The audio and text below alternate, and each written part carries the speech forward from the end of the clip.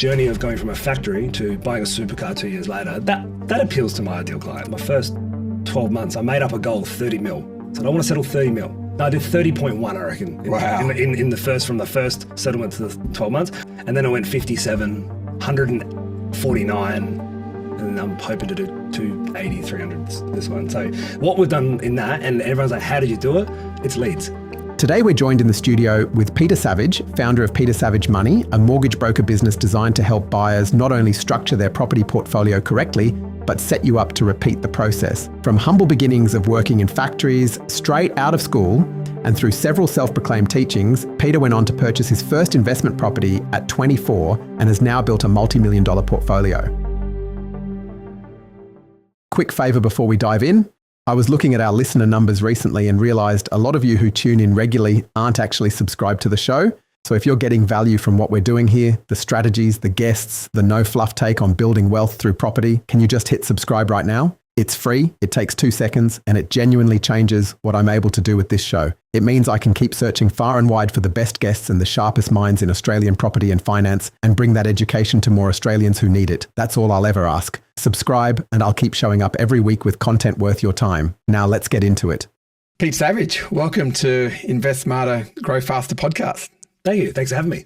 My pleasure. It's good to get down to Adelaide and see you face to face. And it'll be really exciting for me to dig into your brain and get a few snips for our shorts. But mate, what we'd love to do is just give a little bit of background on your story and what got you to where you are today in your growing business.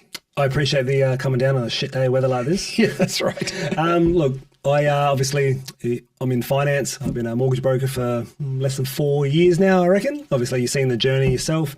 For me, it started back, housing trust home, kind of that kind of story. Money was a kind of bit of a pain around me. So every time I seen everything to do with money was not enough, that kind of scarcity mind. And, going to a public school, a lot of people around me, we just didn't have a lot of money, but there was a lot of people around me that were really, really poor. So I grew up, that's what I thought. Actually, I didn't think people owned houses till I was 15. I thought everyone rented. So that's kind of like the mindset I had when I was a kid. Growing up, that's what I looked for was money was success. Money was kind of freedom, kind of that kind of mindset. Doesn't mean I was good with it. I was fucking horrible with it. But it also showed that, that's the way you're programmed and that's how you build your values in life from things that happen when you're early on.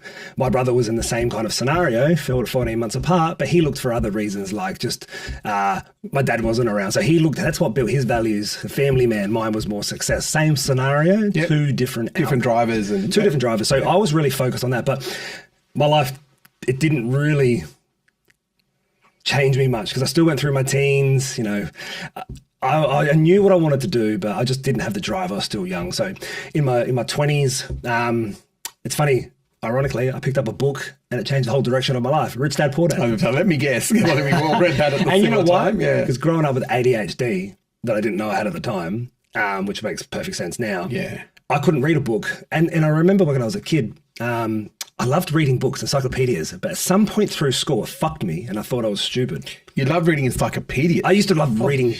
I get it now because I was just obsessed with learning. But somewhere through school, I was conditioned that I wasn't very smart. Yeah. I fucking failed all my subjects. And I come out of that hating that.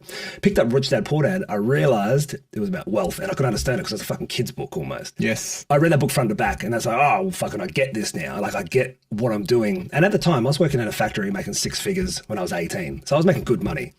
And I got my first property by I was 24. I had no one around me at this point with property. Like it was kind of like, I had no one driven around me either. I was still in my same circles, and like no one really had successful businesses. So I was just like, I just want to get a property. I just want to get a property. Ended up getting a property when I was 24. So you were just absorbing all this information, reading. I was sitting on a bucket for 15 years reading books. Yeah. I was working in this factory for 15 years, which I find, how the fuck does someone like me sit in somewhere for so long, but I couldn't see a way out. So I just was reading books, acquiring some properties, and that's where I kind of discovered I started to get this fascination with lending and like, why can't I borrow more money? Because you hit ceilings and you couldn't, I don't understand, but I'm earning good money. And then I was like, talk to bankers and different brokers. And then I'd say something. I was like, what about this? I think, yeah, that's a good idea. I'm like, you're the professional guy. So that's where I started to go, and that's where I started to take bits and pieces of people's journeys. And like all these people around me, like real estate agents, accountants, brokers, bankers, they're all giving me this advice. but they all probably fucking lived at home with their parents. And do they even use these products? I don't know. They had their own biases. So that's when I started to do it was probably an ADHD trait. It was picking little bits and pieces to build what I wanted. So the foundation of Savage Money came from that, jumping between the two or three different things. I go, well, accountant says this says this, but like no one had the whole picture. So there was like, that was the gap. Yep. And now I still to this day get people like, who can I go see to fill this gap? I said, there's no one. There's no one person that can solve this problem unless you go to an all-inclusive business that kind of has a little bit of lost credibility in the market. Yeah. So there was that kind of, so that's how I kind of got to that point, built up a $3 million portfolio, working in the factory. And then I realized I hated that work. I was kind of trapped. So I went through a separation, and while I was doing that, I was doing 12, 14-hour days and studied to be a mortgage broker. And then I just quit my job and started Savage Money. Wow. That was it. So that was 4 years ago. So literally nothing, because obviously the relations breakup would have cost you money. And that's when I discovered ADHD as well. I started to get self-aware of how I was, and I realized like I had a young son, and I said, I'm completely unhappy with my circumstances. So when heaven tells me, I go, oh, I can't. I was like, can't. I had it way worse. I was doing 12 to 14 hours a day, studying at work, reading, separation, young son. I had a $3 million portfolio that I was splitting up and hemorrhaging cash because rates were starting to climb. And I still said, fuck it, took 100 grand, got 100 grand out, and then fucking just went off and started the business. And like when everyone says I can't do something, I'm like, don't talk to me about being tough. Like whatever I did was 10 times tougher. Like there was no adversity, but I had so many challenges. Like, I can't quit my job. I did. I left 6 figures to go start a business I'd never wrote a loan. Yeah. And that's how that kind of mindset, it was, when people say overnight success, it's like that started when I read Rich Dad Poor Dad. It was 15, 17 years ago. Yeah. And it's just been one slow progress. Yep. And then now it's like, and that's how we It's kind of like that typical, well, in our businesses, right? We both hear people, what's the plan? What's the goal? What's the strategy? I don't know. I'm just going to retire at 60 and then travel. But what does that mean? Like, how are you going to do that? Are you going to have enough money? Are you going to live till 60? Like, and these are fair questions, as opposed to trying to plan things now and actually take action. I'm similar to you in the sense, but I went through that corporate journey and then got jack at that and said, no, I've got to do. It took me a little bit longer to have the balls to get up and start my own business. Well, I stayed in that factory for 15 years. But you know what? I always knew I wanted to be in real estate. And that's why, like, everything I think is sales. I'm fucking selling to my kids, or I'm selling to someone else. I'm transferring energy to someone else. What did you like about real estate? Like sales, the suits. I was going to say, was it that? It was. Well, I know you're not wearing a Rolex, but the appearance of sales. So you like the tight suits and the good look and the fancy cars and all that kind of stuff. I like the image of it, but I think I liked just the sales side. I realized how much I love sales, and everything is sales. So I like the idea of real estate, but what I realized was I didn't want to have to sit there and sell a house to 20 people who don't want it. I was like, so I knew, then I realized a lot later it was finance. Everything you want to do in life is finance. Wealth creation is just finance with houses thrown in. Houses are the asset you leverage against. Yep. How you buy the assets completely can fuck up or deliver, but finance is the key to everything. We're, as an buyer's agent, we will say always that property investing is a game of finance. Yeah, that's all it is. They're just throwing in some houses. All we're doing is playing Monopoly. It's buy green houses and swap them for red hotels one day. That's it. People get so fucking tied up in all the other shit. I said, you just buy good land that God can't create. So when you're buying a house and land package in the middle of fucking Wagga Wagga, red flag. Yeah. Yeah, no, what a great story. And tell us about the business now. What have we got? What are we looking at with the team? Got the office now down the road. So, like, obviously, I've done it completely different to most people and no industry experience. Started Savage Money. When I did it at the time, it was very hard to even start a broking business with no experience, especially through an aggregator. I managed to obviously impress the right people with my drive and my I'm going to fucking figure it out attitude. So I started Savage Money day one. I wanted to be my own brand because obviously I want to be myself. I come from the other side of the fence where, I can speak to normal Australian people, trade-based businesses because I'm just myself. Yeah. I use that as my lever. Especially using social media, which I started 6 months before I started the business. Because I'd always been around, at that point, just before I started, I had a business coach and I was in a room full of business owners. So I was watching people that had $1 million problems and $20 million problems, and it was all human behavior and sales. So I was already in the right environment. So when someone's like, oh, I don't want to do coaching, I say, I did it before I had to start a business. So when someone says, I don't want to invest, I say, well, cool. I said, you can't, it's like time travel. I would pay someone money to save myself 5 years of mistakes. So that was like, it wasn't just luck. Like I was in the right environment when I started Savage Money, started social media, posting just inspirational shit. Yes, I copped so much fucking shit for it. I was doing ice baths and people were like, why are you fucking posting that shit?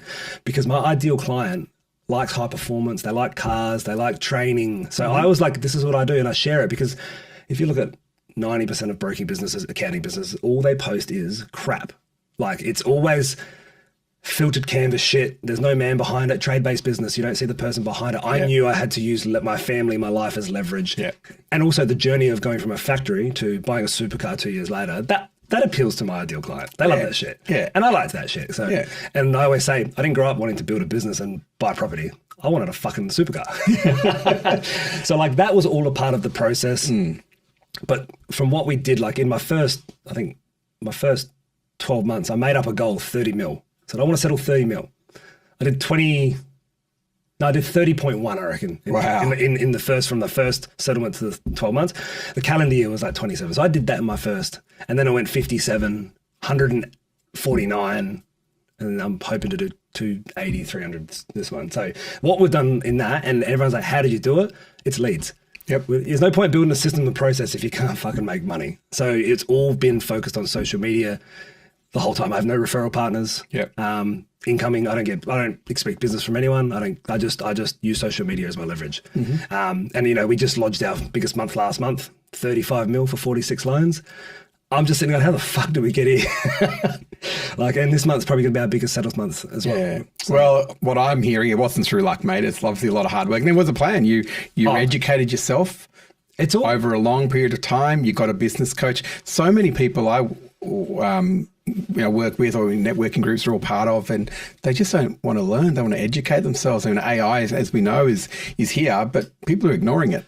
Well, the worst part is people now rely too much on AI, and that's where people are going hammer and tongs. And then I seen it on a podcast recently. The next phase is going to be trust is going to be very hard to come by because you don't know what to trust on social media because I can't even trust one video anymore. So getting in front of the camera is going to be the key to the next fight. Well, I think I've gone the next step, getting in front of people face to face again, the old school seminars.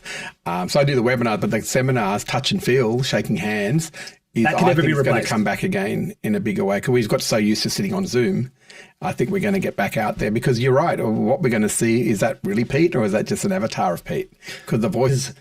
You know, we got houses up in the northeast where I live at the moment. You know, an average home is like $950 to $1 million for a family home that was, 4 years ago, 500. And we're like, is it affordable? You know what?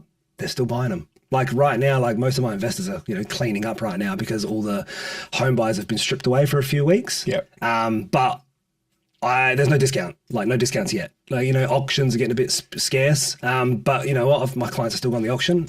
And there is still one or two emotional bidders paying 3-5% over the estimated price over the reserve because it's just stripping away a lot of the... So it's a cooler market is what we're seeing, obviously buying in many different cities and states. It's finally been on the buyer side for once. Yeah, correct. It's good. So we're saying we're transitioning because we don't want to go to auction. But I feel like once this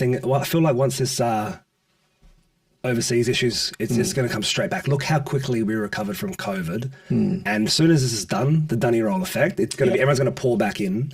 The only thing that can change is obviously what's happening in the political market at the moment and like how that landscape looks. Yeah, we've got obviously the international aspects and wars, and then we've got some big discussions or new legislations, let's say in May with the budget, and everyone's waiting on that. But we kind of know what's going to happen. It's already been announced. But everyone's I'm going to wait till May to see what capital gains tax should be the strategy that's going to stop you from investing. Correct? I think every time this comes up, every 6 to 12 months, there is something that goes, they're going to fuck with everything.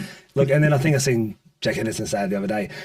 If Michelle Bullock is fucking buying a $2 million house in fucking Bondi, I say she has her finger in the pie more than anyone. She is still consistent with buying property. So every time they make a change to something, we just, when GST come in, whenever it comes in, we just fucking get over it. So if they make changes to capital gains, are you going to stop buying property and that's going to change the way you think? No, because I'm banking on long-term capital growth. So that's like making a decision based on tax. If someone gave you $100 and wanted 30 back every time, you'd never stop taking the money. Yeah. So it will change the landscape for a lot of people. You know who wins the most? Fucking boomers. Yeah. But that's what it is. It just comes down to, we just make shifts. They change tax. You just increase your increase your revenue. Like it's just consistently making a change. And if they do change it, cool. Will I stop buying property? No. Like where else do you make money and park it?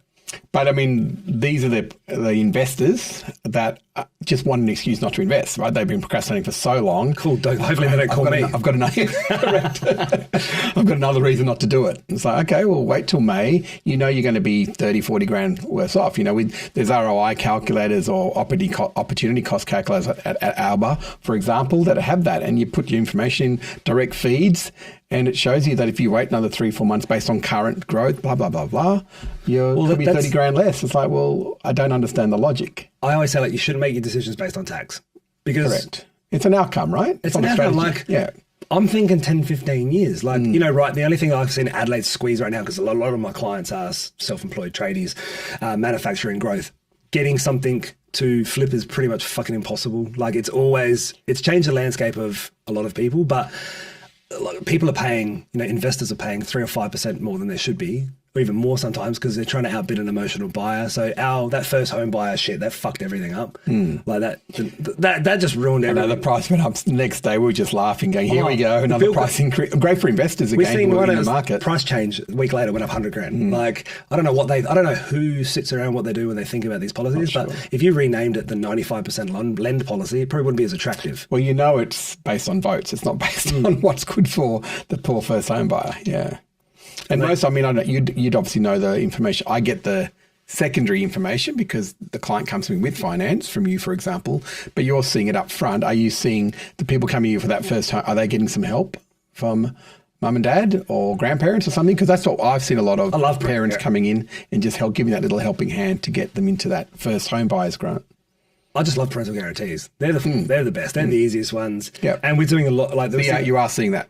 Yeah. Parental guarantee, we're seeing a lot of first time investors, and it's coming on the educational piece. It's like, well, do I move out of home and buy a home to live in when I can live at home and mum folds my washing, or use a parental guarantee and buy an investment property in today's prices? Like I said, like, why the fuck would you move out of home? And it's expensive right now. Like it's just comes down to like, what is that best for that client? Because everyone has this, I want to buy a house, but you don't have to move into it. So a lot of people are, but that also is fueling a FOMO. So that's like, we've got immigration, FOMO through social media. And like, if you turn on your phone right now, you're getting pumped with finance, buyer's agents, wealth creation, accountants. Like you're just getting financial bombarded about not taking action. And I have to admit right now, I'm seeing more 21 to 23 year olds with hundreds of thousands of dollars in the bank. And I'm like, how the fuck do you get this? They've saved it. I'm like, when I was 23, 24, it's like they shut all the nightclubs and they people are so financially responsible now. Like this next generation is so far past their parents. It's not funny. Yeah. It's huge about the information because it's created, like they're seeing all these successful people. They're making better financial decisions. Like fitness and wealth is now a staple thing of young people. So people sit there going like, oh, it's not going to be affordable. I said, it is. It's always going to be affordable. But they talk about these things, right? Like my 18-year-old daughter comes and said, Dad, I want to open up a Raise account. Do you know what Raise? Where you, like, wow, that's fantastic. I was excited, right? Like that she wants to do that because they're talking about this. And obviously I knew all about it. So we quickly put one together. And so I think it's right. It's in social media, but it's in their sort of peer circles as well. And a lot of it also, if it's that, it's always, they want to do the opposite because they look at their parents and like, I don't want to be the same situation. Because a lot of people would come, oh, my dad said this. I said, would you swap financial positions with him? Fuck no. I said, well, don't listen to him. Yeah. And that's not it's not no one's parents' fault. No. Because back then you had nothing available. You had so much more shit to worry about. And they're just doing the best they could. They're just figuring it out. Well, think about our parents back in the 80s. I mean, they're paying 18, 19% interest, right? 100%. And that's why people are like, oh, what if rates go up? I said, well, your home loan was factored out by 3%. So the buffers and stuff, like, you'll be fine. Like, it's just kind of just managing people's expectations. You know, everyone's trying to fix right now. And I think going back to that COVID story about waiting till the war's over and this and that, one thing we haven't seen yet is a massive loss of jobs. Right, where income was just frozen on a lot of people in COVID because everyone had to go home, and so a lot of retail and all those type of things. So we're not seeing that at the moment. So that's why I still feel this wave that's going to come through. You're already seeing it already from a mortgaging point of view, which is great, finance point of view. And then obviously a percentage of that will come into the investment market, and a percentage of that would use potentially an expert to help them buy their next investment. That is probably the only thing that could, like I always say, there's only two or three things that could be. It could be fucking China, Trump, or fucking unemployment. They, like, if that did, and there's some sort of mass unemployment, that's why, like, the whole fuel thing, it's like they're keeping a little cloak over it, because our businesses at that point, like, when do they stop? Because obviously COVID cut the line really quickly, and we managed to pump more money into the system. And you know what? And if that did happen and the government started printing more money, well, what does happen then? Properties just go fucking up. Yeah. So it's like, we don't know if that's going to happen. So it's just, you're just going to, like, people right now, like, I can't speak for everyone because we don't see the people doing it tough. And the people doing it tough are renters, one income. Like, we don't see them in any of our circles, accountants, financial planners. No one sees the people at the bottom. Yes. And they're the ones who cop it the most. The rent goes up. They're paying the same electricity that we're paying, the same water. And so no one can really, no broker or real estate, no one can speak about cost of living. Because no one's at that point. Like, you'll never see a real estate agent who understands that, because those people aren't buying houses. We don't see them. They're at, like, no one can actually comment on that because we don't see those people. Yeah. Like, I'll never see them as a client, unless it's like someone who's had a mortgage and, like. But I don't see hardship either. Like, so it's not something we can all see how bad it really is, because we don't see those people. Yeah. Yeah. Talking about first home buyers, which obviously you'd see a bit of that. I mean, really, it's really a finance game for them as well, right? To come into the market and then potentially buy their first home. Some of them will stay there for a year and then get out and put on and become an investment property. And like you said, move back home. Or what are you seeing on the ground on that? I think they're getting a bit of a shock over how much a fucking mortgage is. Like, they're seeing a loan and they're like, wow, is that what the repayments are? I said, yep. And then I think there's a bit of a shock there. Also, the second-time purchases, they bought their home through COVID. Like, it's just a bit of a realization of how much a mortgage is right now, and just managing expectations. And also, they might come with a plan, like, I want to buy my first home. But then also, to be a first home buyer, you've got to fuel the government's agenda, stimulate the economy by building. Adelaide is fucked right now because of all the water connections and stuff out north. We can't connect the new developments. Yeah. We've got a huge supply fucking issue in the north and south. And you don't have a huge apartment glut like we do in the bigger cities, right? Like Melbourne and Sydney. So one of the issues I see, and that will then flow back to you guys as a broker, is a lot of people say, who probably won't use us because we don't buy that stock, but they'll go and buy the high-rise apartment. I want to get into the market. So obviously they can't afford a house, which is cool. So they go and buy an apartment, and then I'll take that equity because they all believe that apartment will double in 10 years, because that's the verbiage they're hearing in social media. And then in 10 years' time, that apartment is the same price. Yeah, they look at Glenelg, they fucking moved. All of that stuff. South Bank, the amount of, hundreds of people that I've spoken to, and I've had a lot of people in their 50s come to me and say, mate, we're ready to go. Retirement's on the cards. We've got these three apartments I had one client, 4 apartments on Brisbane River. Beautiful, make beautiful apartments. They said they've all doubled now, and then we want to invest with you. So I said, no worries, I'll go and do the assessment. They've gone backwards, all 4 of them. This poor couple were in tears. Yeah, wow. Because their retirement was total, and they, in fairness, weren't really watching their investments, because they just let it. Don't worry, 10 years time it'll be double. So they've come back 10 years later to now say, Julian, let's go, let's take the equity out, and let's buy some investments for the retirement plan. No way, start again at the date to liquidate them all, right? Because you may as well cut your losses and get out. Supply and demand, and that's why I say to any client, land does the lifting, buildings depreciate. So if you buy a box in the sky, where's your land? Yep. You fucking slither at the fucking bottom. Yep. And leave alone stratas and everything else that comes, especially the new stuff that, I'm not sure if you have the issue here, but the quality of supply in Sydney, more Sydney and Melbourne, is not great, especially the high-rise stuff. So the risk factor there, that's why we just stay right away from that and leave it to some of the people we were talking about earlier who would sell that stuff. Yeah. Well, Adelaide's going to go through that hard shift, because like in Adelaide, a lot of people have if you don't know someone or you don't know about a buyer's agent, like that's one is also no one wants to use because their friends haven't. In Adelaide, no one knows anyone who lives in an apartment. So like, of course, Adelaide has this thing about, it's just any new city. Like, well, we've always lived in 4-bedroom homes with 2 people 3 or 4 years ago. Yeah. But then people are like, I can't even afford to live like 5 kilometres of the city. I said, well, the average household in Australia is like 2.1. And as immigration comes in and all these things, everywhere else in the world, multi-family live together. It's normal to do that in every other place of the world. I don't think why anyone thinks that 2 people should own a 5-bedroom home in a blue chip suburb. 800 square meters of land. That's not a thing, because what will happen is when you try to buy that property, you might have 3-income family buying that. Like, that's predominantly what's going to happen. So the fact is, people don't have this you try to get someone to move into an apartment in Adelaide, they're going to feel like they're going backwards. So like if we started to build high rises, because that huge one just behind us, right? And we'll fill that up with probably like students or people that come in, and like it's just not. It's because you don't know anyone who lives in one. Which is the same in Sydney actually. A lot of that new stock gets sold to overseas investors. So it's probably they start to build. They'll start to build like luxury ones along like your Prospect roads and stuff like that, where people go cool first home buyer because they will be cheaper. Yeah. So it'll slowly happen, but I don't know. I don't think Adelaide's population will go that quick where we have to start going up. It'll be more. People would rather get a bigger home a little bit further out, but see what happens when you're going to drive 65, 70 minutes to your new home in 3 years. Then. Yeah. But if you get stuck in traffic in Adelaide, you'd lose your shit, wouldn't you? Yeah. Such a thing. It's not that bad. Compared to, I'm sure, when you go to Melbourne or Sydney, and it's very different. Mate, I'd like to go. It was really interesting talking to you about the strategy side of it, and I think that's the education part that our listeners would love to learn from you and the education from you. Let's talk a little bit more around the strategic part. What's some of the best things investors? Let's talk about most of the people you're listening today are investors. What they can position themselves in the right position to build that strategy to now then build a multi-portfolio, for example. I think the number one key thing it takes down to is, what are your personal goals? Because if you outline your personal goals, and like you said, you got to work out what you want at the end. No one ever thinks about retirement. So I always say there's 3 buckets. You got your personal, your business, and you got your retirement. If you only focus on one and you neglect the other 2, you're on the pension. So you've got to try to make sure you're assessing through that. So that some people don't have the business one. Yeah. And I always say,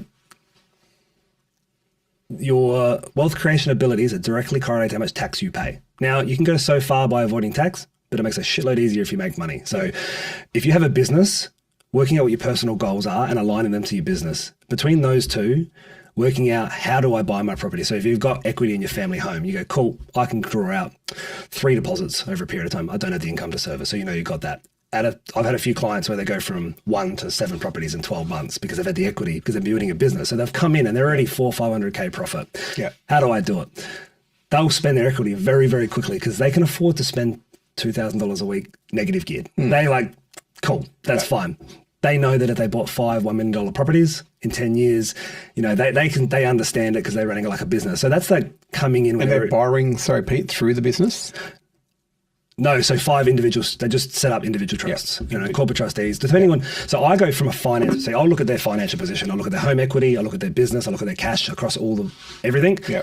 I'll look at it from my type of view. How far can this be stretched from a finance perspective across banks, non-banks, and your third tiers? So how far can this be stretched from a finance perspective? And then we sit down and go, all right, what is the goal and what do we want to acquire over the next 5 to 10, 15 years? Because I always say, it's not exciting. If you buy one property every 5 years and you retire on 6 and you just put all the money back into them, you're gonna retire very wealthy. But people try to do as much as they can really quickly. Yeah. So you don't need to. You just need a good decision when it comes. So if you're not in a position where you've got hundreds of K profit and a lot of equity, you just buy one investment, you put 30 or 40 grand aside, you let it sit there and you get back to life. And then you monitor the equity, and when you've got the income for it, then you buy number 2. Put a little bit of buffer in that property. By that second one, the first one's now neutrally geared, and then suddenly you go back to $300. So you're just consistently just adding on. So people usually build it by default. One property, losing $300 a week. Then by year 2 or 3, it's at 0, and then they buy the second one, it goes back. And then by the time you get to the third one, the first one's positive. And that is a default way people get to full property. Correct. It's just done over a 10-year period. Yeah. People are impatient now. But even that, it's a small percentage, right? As you know, it's 75% or something like that. No, because if you go to you only have one investment property. If you go back to your bank that you bank with, you're not getting there. Correct. It's going to be a strategic plan. Like if you know that you're heavily on an income, you can't go for the cheapest rate. You need to go to a bank. So it's always structuring, looking at what you're at. Look, with your income and your business, I know for a fact the Black Fourth Bank is the best for liabilities. You're a tradie with 7 vans on the road. I can't take you to any other bank but that bank. So your home is best at that bank because I can get cash out for multiple properties and they don't have a question about it. But from there though, then it's we use this lender and I can go, cool, we can go get 1, 2, 3. Your rate's slightly higher, but if you want to stay there, you can only get 1. So it just purely comes down to like you can't plan this stuff because you don't even know what the rate is next week. So it's just like right now, this is what we can do. This is how far we can go.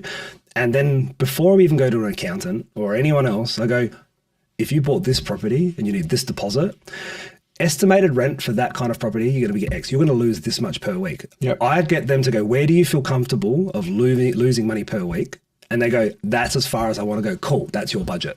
From there, it's go to the accountant and then go to, from there, someone to buy that property. So because then if they're happy with the ones and zeros, the end result will look like that. Yeah. So it's getting them on the ground, like, what do you want? And then taking it and then going from there. So especially if it's going to go to like trusts or stuff like that. Yeah. The trust thing, everyone goes, I want to buy a trust. You pay YG. No, like it's specific. I'm glad I hear that every day. It's like, who told you that? I heard it at a You only do that if it's like, I like that when I work really close with an accountant. Like, it's funny because some people push back. You might max out your equity, and I go, look, we're done now. You've got 6 properties. You've got 4 in trust. You've got 1 in your personal name. You shouldn't get any more in your personal name because purely from a negative gearing perspective, you're not going to earn enough money to offset it anyway. From here, you're maxed. And then what next? I said, your property, grows at 5 or 6%. In 6 months, we might have 100 grand over in your personal property. You got about 400 grand in the business. I said, talk to the accountant. I said, you could go set up another company, and then you could start to use the company to push money over to a company, like do it that way. What I explained to the client is it's taking money off the table. No accountant wants to leave money in a business. I said, hey, how about if you can hit 400K profit this year or 200K profit, if you retain 200, how about you treat yourself and let the company go buy a property? The client goes, wait, I can buy properties that way. I said, that means you've got your personal bucket, you're investing with your equity, and then you've got your business. I said, imagine if you worked for 40 years and you couldn't sell your business and all you did was work with your accountant to reduce tax-free dividends and not take it out. I said, imagine if you just bought a property through your business in a standalone business every 5 years. So what happens is you've used the business to build a portfolio and you've used your personal wealth to build a portfolio. That way you're not sitting there just trying to hemorrhage money into your personal name all the time. That way it's kind of giving you 2 buckets to work on. And then the third bucket, retirement. When you get to that point, reduce tax, put money in a super, leverage into property. Like then you've got all 3 buckets on the same goal, but those decisions can only be made at the end of every financial year. Hey, where are we sitting? What's our profit look like? What's our equity look like? And then sitting down with the accountant and the broker, the client, and going, hey, this is where we are. This is our equity levels. This tax return allows us to do A, B, C. We can reduce our tax. It's funny because half the time I've got to come up with the idea. So how about we take that problem and top up the super, and then you leave it to the professional team. Go crunch all these different numbers. They're like, look, we're going to dump 200K into the super this year to reduce tax because I can add that back as income, so it doesn't fuck me over.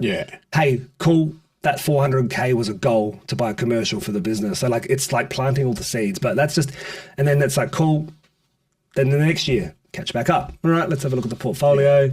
Let's look at this position again. And I always say to the client, I said, fuck, these are great problems to have. You've got profit in the business. You've got multiple profit. You bought 5 over a 12-month period. Now it's the goal is to buy 1 or 2 every 18 months. I said, do you know how fucking ridiculous that sounds to be able to do that?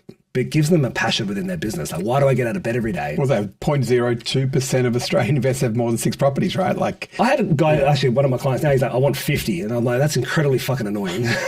And he bought 2 without telling me. And the only reason I know is I got the contracts roll up on my desk. And I was like, mate, the settlement's in like 3 weeks. And he's like, oh, I forgot to tell you. I said, yeah, well, they just told me it's in 3 weeks. It's a trust deal. I said, well, I'm reusing another trust and yeah, thanks. So you just went out and bought something, but then you got to figure out the finance. I only found out about the first one when the second one rocked up. And I'm like, he's like, oh, I thought they'd just tell you. Cool. He's at like, I think he's his 14th or 15th. Yeah, amazing. I was like, at least give me a heads up. But let's kind of get where it gets, because all the clients who come out, they might have one property in their businesses. Over that period of journey while we work together, they get this obsession with business. Like it gives them a reason, like, why am I paying tax? Because you don't want to donate any more than you should. So once someone correlates their personal, their business, and their retirement, they turn into better business owners. They want to grow their business, because when I meet them, I don't want a team, like they're whinging, just your usual tradie at the pub. Later on, it's like, I'm getting a second team. Like I give them a financial carrot, because I say, if you don't hit this next year, because I say, I don't want you to double your business, 20-30% year on year opens up all the banks. But I also say to them, I said, don't buy anything without fucking calling me or your accountant. All right, like it's just keeping it on track. And you're creating a whole new breed of investors through a employment category that's very, very low. When the ATO releases the top investment professions, tradies don't even exist on that list, right? Because they only earn 80 grand a year to the tax man. The wife's in the business doing the accounts and she's getting paid as well. They all own 3 Ford Rangers in the garage, one for work and one for play, and they have all the toys. But they don't invest in property. And I did a similar thing you do in a seminar recently, and put your hand up if that's what you're wanting to do, is sell your business one day. And they all do. They put their hand up because they're not thinking about the future. This is an older generation. It's the generation you're dealing with. They're all like that. I meet them, they're like that. But you're now giving them and inspiring them through structures that it's not that hard to build a future for yourself. And it's not even financial advice. It's like, it's changing their way of thinking and then getting them to talk to the right people. Because like, I use social media as a leverage. I don't talk about anything. I try to make them go, fuck, I want to change, and then it starts a conversation. Yeah. And most of the tradies you meet, you're right. I said, if you don't do nothing, I say in my videos, I said, you're going to end up with a fucking paid off house, a wild track and a French bulldog and a jet ski. Like that's all Ranger wild track, yeah. Yeah, that's all they do. It's the same mindset. But how they, just like our parents or say when they were younger, they don't have no other idea. Like everyone brags how much tax they don't pay, but you just got to change the way they're thinking. And a lot of people don't understand the business is the best way to fund your portfolio. Mm-hmm. Like I got a client right now who he's bought a fucking $4 million block and he's building a $2.5 million home on it. All right. And he's trying to work out if he puts in his personal name versus putting it in a fucking company. Yeah. And we worked out the numbers that if he puts it in his personal name, yes, it's capital gain free. And he's just running different things, but like putting that much money through the repayments through your personal taxable income, it's going to fucking hemorrhage cash. So like, it's just kind of like comparing apples and apples and saying, what is the best way to fund it? Because if you go to an accountant and you go, hey, what's the best way? They're just going to go, then you're going to go back. All right, let's ask the question again. What about this scenario? Because no one can foresight a fucking entrepreneur. They don't know that you're going to double your business in 12 months. And I can tell you, touching on the incomes, I've got every type of person, CEOs, CIOs, surgeons. I've had every type of client you imagine. You know who make the most money? Concreters. Yeah, not surprised. Not until I've changed them though. Not surprised. At the start, at 80K, I was like, I don't know how much was not hitting the books, but you live a pretty good life. Running through the poker machine. Now I'm seeing basses annualizing to $2.5 million within 2 years. Yeah, right. Because what they don't understand, and this is what I say to every self-employed person when they start a business, it's don't say, how should I structure it? Because it'll be, sole trader. No. How are the most successful persons in my industry structuring it? Oh, they're a company. Well, I'll go straight at that. That's how I started my business. To Mike M, he had 10 brokers. And so what are they? Sole trader, 5 trusts, and 1 company. Who makes the most money? Company. I went straight company. Which is the opposite, right? Because I knew I was going to get there. Yeah, 70K a year. Yeah, that sounds all right for my first year. It's like, don't say, how should I pay myself? They'll say, just take drawings and work it out later. If you have a tradie who's been fucking on payslips for 20 years, get him on fucking payslips or it's going to be irresponsible. Like just say, don't say this, say this. So you've got to ask the right questions from the accountant when you set it up. And that's where everyone doesn't know when you start a business, company tax rate. You know, if you just put yourself on a wage and then everything else is in the business, the response from the accountant is, oh, but that's the company's money. It's not yours. Cool. It's not fucking for French bulldogs and jet skis. It is for the business. If you need more money, put your wage up. But what that allows is keep discipline. And anyone who does that, any business owner, puts themselves on wages. And then that way, every dollar they're making in their grinding is taxed at 25%, not that. Correct. Once they correlate that, they totally remove that mindset about paying tax. Because I'm on a 120 grand salary. Everything else is at 25%.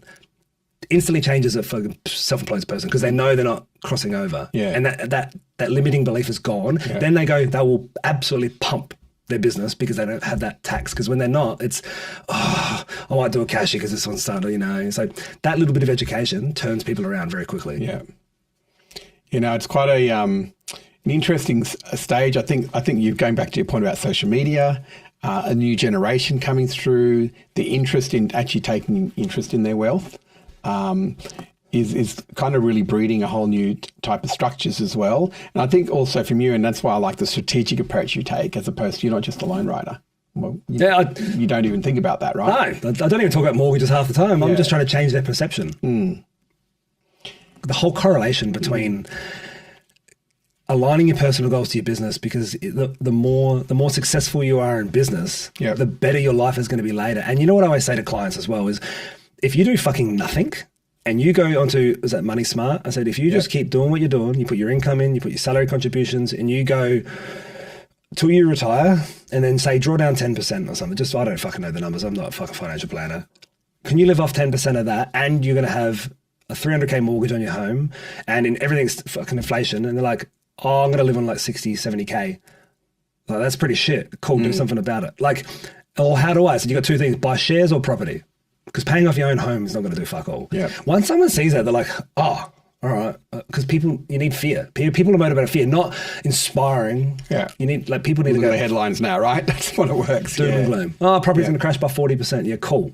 I'll buy some. Yeah, correct. Buy more. Yeah. Yeah. And that's just that's why, like, business owners, obviously they can print money by adding value into the world. If you're PAYG, you know, on a salary, you can't control as much. You're going to be more strategic with your portfolio, but that doesn't mean go buying cash flow properties, because in my world of financing, yield is shaded, rates are buffered, so it doesn't matter if your property is making you $50. It's not helping your borrowing capacity these days. So it's like it's just buy a property. It's funny because it's like, oh, I don't want to lose $300. I don't want to sacrifice lifestyle. I see what people spend their money on.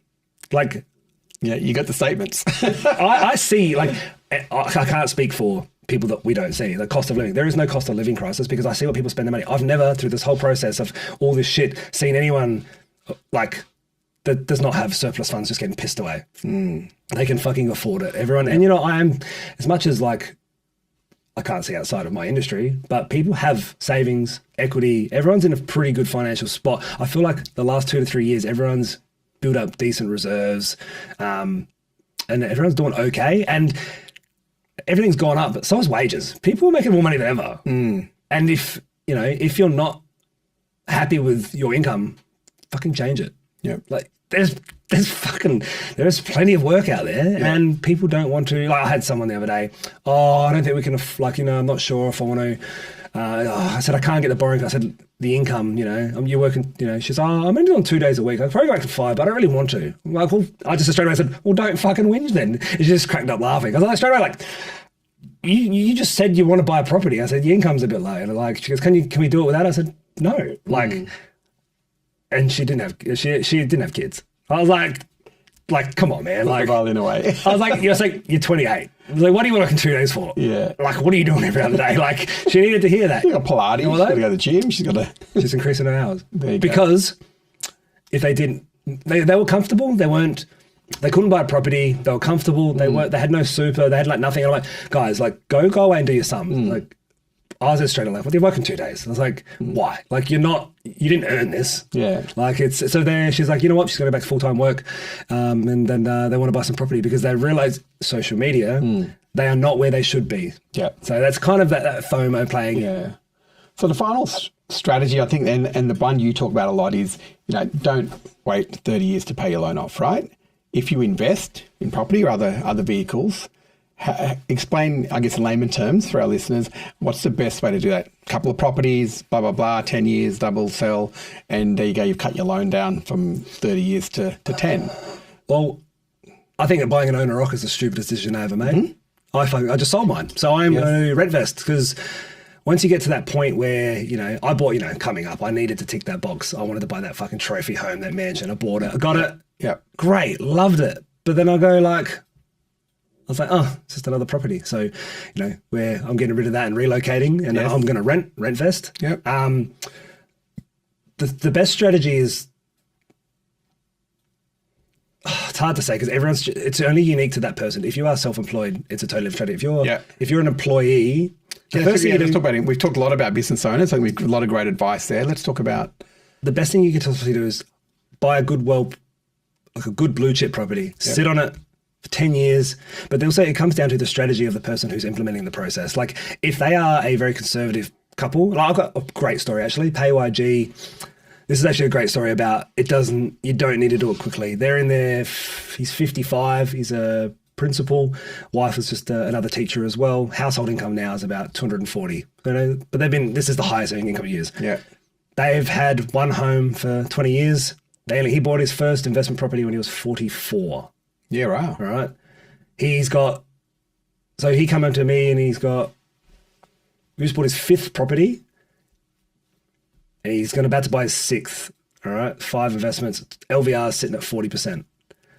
And he goes, oh, well, I'm thinking about selling down my properties before retirement and just putting the money into super. And I said, look, you can go chat about this to someone. I said, let's run the scenario. Let's buy number 6 before you retire, interest only, as long as possible. We ran the numbers. He went and got his numbers. We looked at the numbers and said, if you just retire and interest only for some, I don't know if we'll get the 10-year product, maybe the 5-year product, said your portfolio will grow even at 5%, 350K a year.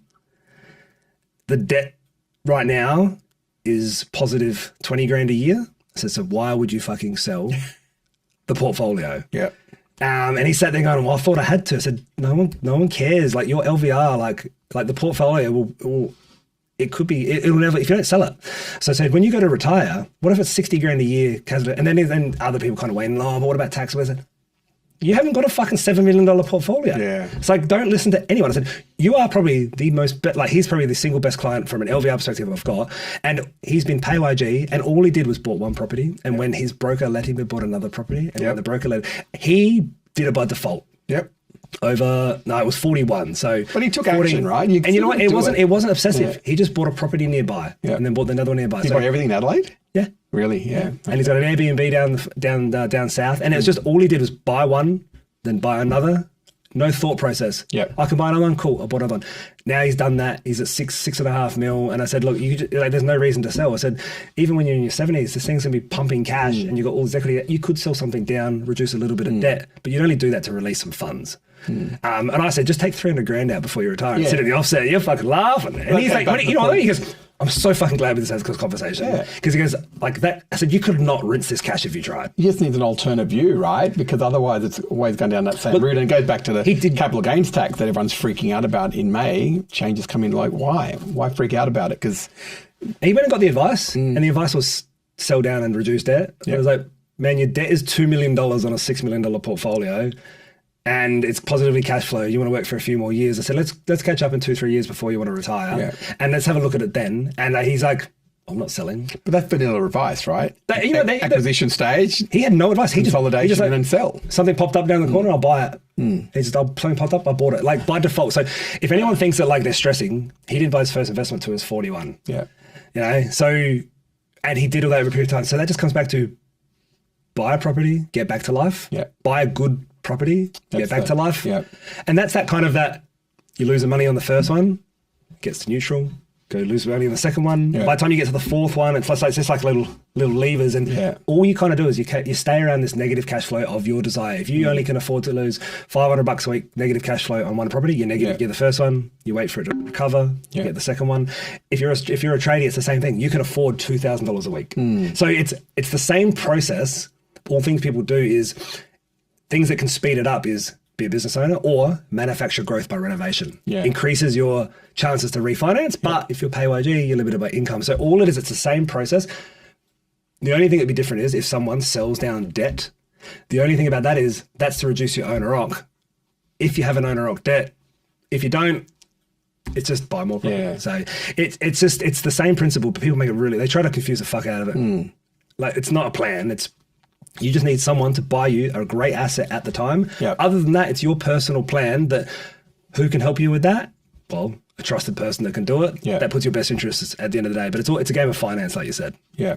No, well, I think in summary, that first property is really important as well because that can set you back if you don't get that one right. And we've seen that time and time again.